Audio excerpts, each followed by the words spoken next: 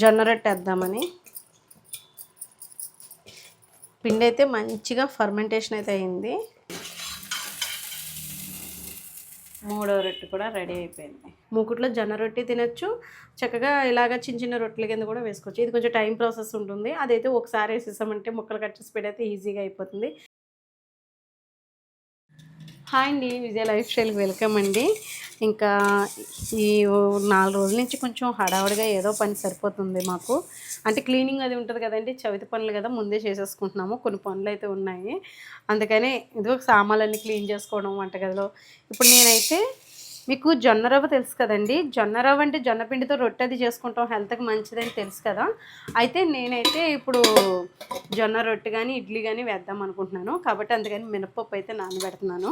ఒక గ్లాస్ మినపప్పు అయితే నానబెడుతున్నాను అనమాట. నేను తొక్కపప్పు తీసుకుంటాను, అంటే బాగుంటుంది కొంచెం, అంటే సాఫ్ట్గా మెత్తగా వస్తుంది. మామూలుది అంటే మనకి డబల్ హార్స్ గుళ్ళు అలాంటి కొంచెం ఫ్రెష్ అనుకోండి మనకి పిండి బాగా ఉరుమవుతుంది. లేదనుకోండి కొంచెం పిండి తక్కువ అవుతుంది. అంటే తొక్కలేని పప్పు సాయి మినపగుళ్ళు అంటాం కదా, అటువంటివి కొంచెం మాకైతే ఇటు సైడు ఈ తొక్కపప్పు అయితే వాడతాను అనమాట. నేను కొంచెం కడగడానికి అది శ్రమ అయినా కానీ ఎందుకో తెలీదు, ఇదే నాకు అలవాటు అన్నమాట.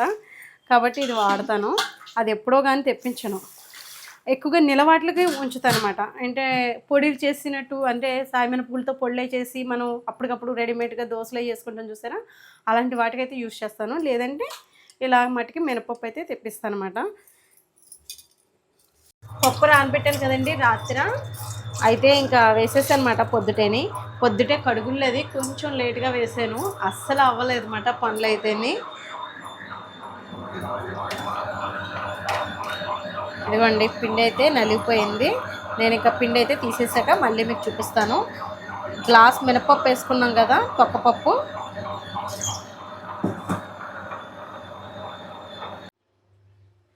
ఈరోజైతే అండి పని అయితే మటుకు మామూలుగా లేదన్నమాట. క్లీనింగ్ చేసి కిచెన్ అంతా మార్చానమాట కొంచెం. ఇదిగోండి ఇటు సైడ్ ఇలాగా, అంటే కొంచెం సామాన్లు బల్ల కింద ఉండేవి, అవన్నీ కొంచెం బయట పెట్టేసి ఇలా చేశాను. ఇప్పుడైతే ఇంకా జొన్న రవ్వ తెప్పించాను అనమాట. ఇదిగోండి ఇవన్నీ క్లీనింగ్ చేసుకోవడం, అలాగే హడావిడైపోతుంది అన్నమాట. అయితే ఎప్పటికప్పుడు ఫ్రెష్గా తెప్పిస్తాను జొన్న రవ్వ అయితేని. నేను ఏం చేస్తున్నానంటే గ్లాసుల లెక్కన వేసుకున్నాను కదా మినపప్పు, మీకు గ్లాసుల లెక్క చెప్తున్నాను. 2 గ్లాసులు జొన్న రవ్వ వేసుకోండి, సరిపోతుంది. అంతే, ఏదైనా అంతే, జొన్న రవ్వ కానివ్వండి, వరి నూక కానివ్వండి, ఏదైనా కానీ మనకి గ్లాస్కి 2 గ్లాసులు అన్నమాట.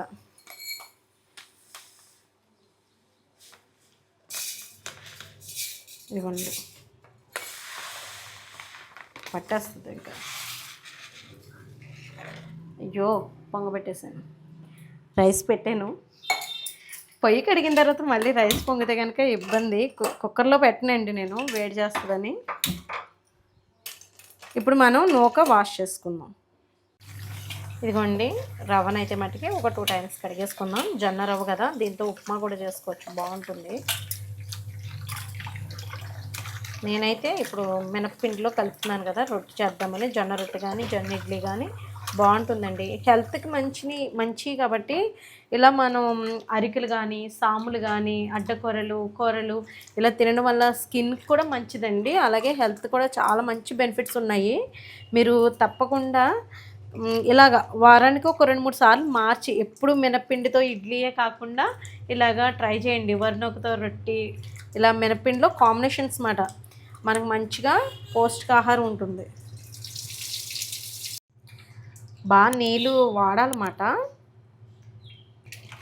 ఇదిగోండి ఇలా నూక కడిగేసిన తర్వాత దీంతోపాటు జొన్న రవ్వతో పాటు కొద్దిగా మనం ఇడ్లీ రవ్వ కలుపుకోవాలన్నమాట. 2 గ్లాసులు జొన్న రవ్వ కలిపాను కదా, ఇంకొక అర గ్లాసు ఇడ్లీ రవ్వ కడిగేసుకుని ఇందులో కలుపుకుంటే సరిపోతుంది. నీళ్ళు మట్టికి పలచనైపోద్దండి పిండి, గట్టిగానే రుబ్బుకోండి మినపిండి. అలాగే నూక కూడా నీళ్ళు బాగా వాడిన తర్వాత అందులో వేస్తే సరిపోతుంది. నానాలి, ఇది నాని మంచిగా ఫర్మెంటేషన్ అయితే కనుక మంచిది అంటారండి. ఏదైనా సరే మనకి కొరలు కానివ్వండి, జావ కాసుకున్నా సరే, మనం లచ్చించారని వాళ్ళం, అది కూడా ఎంత మంచిదో తెలుసా అండి. పూర్వం అయితే చక్కగా చేసేవారు, ఇప్పుడు అంత ఓపికగా చేయట్లేదు. అప్పుడంటే పెద్దవాళ్ళు ఉండేవారు, అలా చక్కగా చేసి పెట్టేవారు. అత్తమ్మ గారు కూడా చేసేవారు, బాగా చక్కగా చేసేవారు. లచ్చించారు అంటారు దాన్ని మేమైతేని. ఎంతమంది తెలుసు? ఎప్పుడైనా టేస్ట్ చేశారా? ఎండ్రేలు తలకాయలు ఉంటే నిజంగా లచ్చించారు పెట్టే టైంకి అయితే వెజ్ పెడతారు, నాన్ వెజ్ పెడతారు. ఎండ్రేలు తలకాయలు వేసేవారు, ఉంటే కనుక వేస్తారంట. అలాగ అత్తమ్మ గారు మేము ఎప్పుడైనా డ్రై ఫ్రూట్స్ అయితే తెచ్చుకున్నప్పుడు ఎండ్రేలు తలకాయలు ఉంటే ఉంచు పాడైకని చెప్పేసి ఒబ్బడి చేసి అవి ఏం చేస్తారంటే ఇలాగా చేసినప్పుడు వేసేవారండి. బాగుంటుంది. తోటకూర కాళ్ళు ఇవన్నీ వేస్తారన్నమాట. ఇడ్లీ రవ్వ అండి. ఇడ్లీ రవ్వ చెప్పాను కదా, ఇదిగోండి ఇలా రండి చూపిస్తాను. ఇదిగోండి సగానికి వేసుకోండి.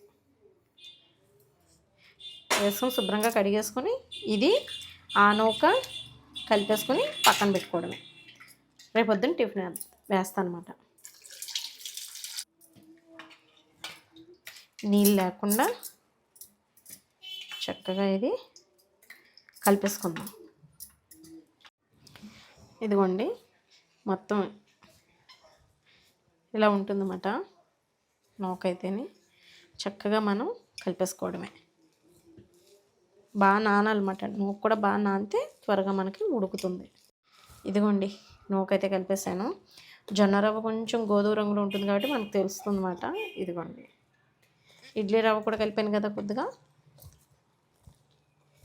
ఇంకా నేనైతే పిండి కలిపేసాను కదా, చూపించడానా దగ్గరికి. ఇదిగోండి మూత పెట్టేద్దాం. కాలితే కొంచెం జీలకర్ర వేసి కూడా ఊరబెట్టండి, బాగుంటుంది, హెల్త్కి కూడా మంచిది. కాలేజ్ ఎలా జరిగింది హారిక? హారిక కూడా వచ్చేసిందండి. జొన్న రొట్టె వేద్దామని. పిండి అయితే మంచిగా ఫర్మెంటేషన్ అయితే అయింది. జొన్న రొట్టెలు చిన్న చిన్నవి వేద్దామని. చట్నీ కొబ్బరి పచ్చడి బెల్లం వేసి చేస్తాం కదా, అది చేశాను తెలుసా. అక్కడ పెట్టాను చూడు, కొంచెం స్పైసీగా ఉంది, కొంచెం కారంగా తిన్నాను, బాగుంది. రైస్లోకి బాగుంది, మరి టిఫిన్లోకి కూడా బాగుంటుంది. ఇప్పుడు మనం ఇదిగోండి ఇది ఇలా చక్కగా పిండి అంతా ఉప్పేసి కలిపేసి కొంచెం నాననిద్దాం. రొట్టె అయితే వేద్దామని చెప్పేసి చిన్నగా వేస్తున్నాను. మొన్న పెద్దది వేసాను కదా, చిన్న రొట్టెలు వేస్తున్నాను.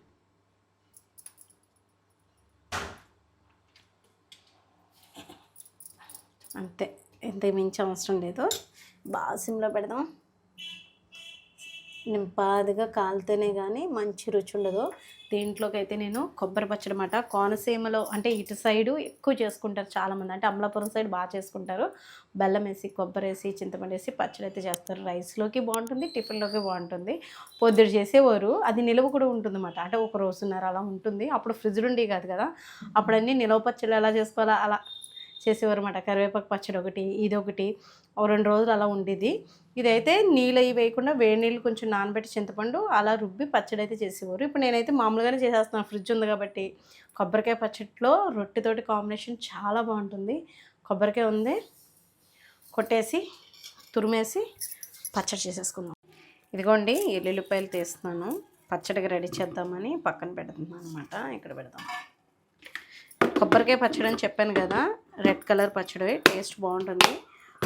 అదైతే రొట్టెల్లోకి సూపర్ కాంబినేషన్. అసలు ఎప్పుడైనా ట్రై చేయండి.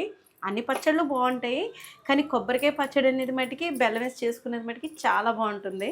నేను ఇప్పుడు అది చేద్దామని చూపిస్తాను మీకు. 2 రెట్లు అయినాయండి. చాలా ఈజీగా త్వరగానే అయిపోతుంది, ఎక్కువ టైం పట్టదు. ఎందుకంటే చిన్న రొట్టె కదా, నేను ఇనుప కళాయిలో వేస్తున్నాను. సువాసన బాగుందా? తింది కానీ తినవా? ఇదిగోండి 3వ రొట్టె కూడా రెడీ అయిపోయింది. బాగున్నాయి కదా. 2 గరిటెలు పిండేస్తున్నాను. అట్టుకొచ్చి 10 నిమిషాలు అంతే, అంతకుమించి పట్టట్లేదు. కానీ సిమ్లో పెట్టి చూడండి ఎంత లో ఫ్లేమ్ మీద పెట్టానో. ఇక్కడ మనకి కళాయి హీట్ ఎక్కింది కదా. ఎల్లుల్లిపాయలు ముందుగా ఎల్లుల్లిపాయలు వేస్తున్నాను. ఇదిగోండి వేగిపోయినాయి ఎల్లుల్లిపాయలు అయితేనే. పచ్చెనపప్పు అన్నీ వేసేస్తున్నాను, ధనియాలు, జీలకర్ర, ఎండుమిర్చి కొంచెం వేగనిద్దాం. నూనె తక్కువగా ఉంది కదా, వేద్దాం ఆయిల్. ఈ పచ్చడి అయితే కనుక రైస్లోకి, ఇడ్లీలోకి, రొట్టెలోకి సూపర్ ఉంటుందన్నమాట. పొద్దున్న చేస్తే అన్నంలోకి, సాయంత్రం టిఫిన్లోకి చట్నీ వచ్చేసేది. పెద్ద గులసెనపప్పు వాడడం తక్కువ. అమ్మ అయితే ఇలా కొబ్బరి పచ్చడి చేయడం, పల్లీల పచ్చడి అలా ఎక్కువ చేసేది అన్నమాట. అంతే 2 గరిటెలు సింపుల్గా అయిపోతుంది. మూత పెట్టేసి ఉంచుకుంటే చక్కగా 1 బై 1 అయిపోతుంది. ఒక్కొక్క రొట్టె అయితే సరిపోతుంది మాకైతేని, అందుకని 5 రొట్టెలు వేస్తున్నాను. ఇదిగోండి ధనియాలు, పచ్చెనపప్పు, కొద్దిగా మినపప్పు అయితే మటుకు వేసుకోవాలి. తొక్కపప్పు వేస్తేనే కమ్మటి వాసన, టేస్ట్ బాగుంటుంది. అల్లం పచ్చడిలో కూడా ఇంచుమించుగా ఇలాగే చేసుకుంటాం. అందులో అల్లం ముక్కలు యాడ్ చేస్తాము, ఇందులో కొబ్బరి యాడ్ చేస్తాం, అంతే అండి. కానీ బాగుంటుంది. కొద్దిగా చింతపండు, అలాగే ఉప్పు, బెల్లం వేసుకుంటే ముందు ఇది రుబ్బిన తర్వాత బెల్లం వేద్దాము. ఇది కొంచెం ముద్దగా చేసి ఉంచాను, అంటే ఇంత ముక్క వేసుకోవాలి. ఒకవేళ మీకు పులుపు తీపి సరిపోతే కనుక, ఉప్పు సరిపోతే కనుక ఇది నలుగుతున్నప్పుడు మీరు చూసుకుంటే సరిపోతుంది. నలిగిన తర్వాత కొబ్బరి, ఇది నలిగిన తర్వాత కొబ్బరి యాడ్ చేద్దాం. సగం నలిగింది కదా, తక్కువ ఉందన్నమాట. అదే మా చిన్నప్పుడు అయితే అమ్మ వాళ్ళు రుబ్బరేట్లో రుబ్బేవారు అనమాట. మిక్సీ ఉన్నా కానీ ఎక్కువ శాతం యూజ్ చేసేవారు కాదు మిక్సీని. అంటే ఇది ఎక్కువ కాదు కదండి, సన్నపప్పు ఎండుమిర్చి అదే కదా, ఫాస్ట్గా నలిగిపోయేది అనమాట. కొబ్బరి వేయగానే తురిమేసి వేసేవారు. కొబ్బరి ఒక 2 తిప్పులు తిప్పేసి తీసేసేవారు అనమాట. కానీ భలే ఉండేది అనుకోండి. కొబ్బరి పచ్చడి చేయడమే పాపం, కానీ ఇంకా మేమైతే ఆ రుబ్బుతున్నప్పుడే తినేవాళ్ళం. ఎందుకంటే తీతీగా పులుపులుగా బాగుండేది. అందుకని కొంచెం టేస్ట్ చేస్తాం, ఉప్పు సరిపోయిందో లేదో చూస్తామని చెప్పి అమ్మ చుట్టూ తిరిగేవాళ్ళం అన్నమాట ఈ కొబ్బరి పచ్చడి టేస్ట్ చేయడానికి. ఎందుకంటే ఎక్కువగా అప్పుడు తక్కువ మిక్సీ వాడడం కూడా, ఉన్నా కూడా తక్కువ, ఎక్కువ రోటితో రుబ్బినయే బాగుంటుందని టేస్ట్ అలా చేసేవారు. ఇప్పుడు మేమైతే మిక్సీలో తిప్పేస్తున్నాం, అంత ఓపిక అంత టైము కేటాయించలేక.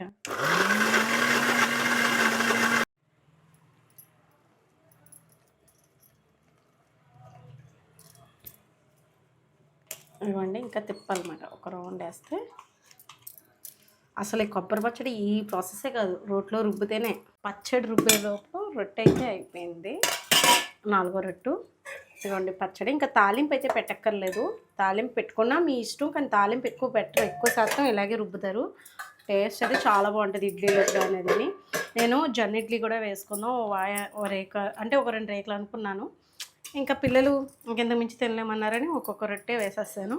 ఇదిగోండి అట్టు కూడా ఎంత సాఫ్ట్గా స్పాంజీలో వచ్చిందంటే భలే వచ్చినాయి, దూదుల్లా ఉన్నాయి. జొన్న రొట్టె కూడా గ్యాస్ కట్టలేదు. ఇంకొక అట్టేనా తింటారా? సరిపోతాయా?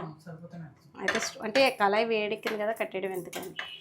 ఇదిగోండి మూకుట్లో చిన్న చిన్న రొట్టెలు అయితే వేసాను. ఒకే రొట్టె వేసుకుని కూడా ముక్కలు కట్ చేసి తినచ్చు. మూకుట్లో జొన్న రొట్టె తినచ్చు, చక్కగా ఇలాగ చిన్న చిన్న రొట్టెల కింద కూడా వేసుకోవచ్చు. ఇది కొంచెం టైం ప్రాసెస్ ఉంటుంది. అదైతే ఒకసారి వేసేసామంటే ముక్కలు కట్ చేసి పెడితే ఈజీగా అయిపోతుంది. హెల్తీ టిఫిన్ కదా, టేస్ట్ కూడా అంతే బాగుంటుందండి. తప్పకుండా మీరు కూడా ట్రై చేయండి. దీంట్లో కాంబినేషన్ కొబ్బరికాయ పచ్చడి అయితే సూపర్ ఉంటుంది. ఏ రొట్టెకైనా సరే ఇలా ఎప్పుడైనా ట్రై చేయండి. కోనసీమ స్టైల్లో చేశానమాట ఇది. ఎందుకంటే మాకు చిన్న చిన్న పల్లెటూరులో ఇలాగే చేస్తారు, బాగుంటుంది. బెల్లం వేసి చేస్తారు, ఇడ్లీలోకి కానీ రొట్టెలోకి కానీ బాగుంటుంది. మీకు కూడా టేస్ట్ అంటే ఎలా ఉందో టేస్ట్ అనేది చెప్తాను. ఇది వేడిగా ఉంది, చిన్నది వేసుకుందాం. వాళ్ళకు కూడా పెట్టేస్తానండి. 8 అయిపోయింది. టేబుల్ మార్చమాట, అక్కడికి లైటింగ్ కొంచెం తక్కువగా అనిపిస్తుంది కాబట్టి హాల్లోనే టేబుల్ ఇక్కడికి వచ్చేసింది. ఇంకా ఈరోజు అయితే టిఫిన్ అయితే టేస్ట్ చేసి చెప్తాను. మా వారేమో ప్రేమ వీడియోలో సార్ మేడం సినిమా వస్తుంది కదా, సేతుపతిది నిత్యమైనది, అది చూస్తున్నారన్నమాట. ఇప్పుడైతే ఎలా ఉందో ఒకసారి దగ్గర చూపించానా. అట్టు కొంచెం చాలామందికి జొన్న రవ్వ అనగానే గట్టిగా ఉంటుందేమో అనుకుంటారు. నేను కొలతల ప్రకారంగానే చెప్పాను మీకు. ఇదిగోండి బాగుంటుందండి, ఉడికిపోయింది. ఒకసారి టేస్ట్ చేసి ఎలా ఉందో మీకు చెప్తాను.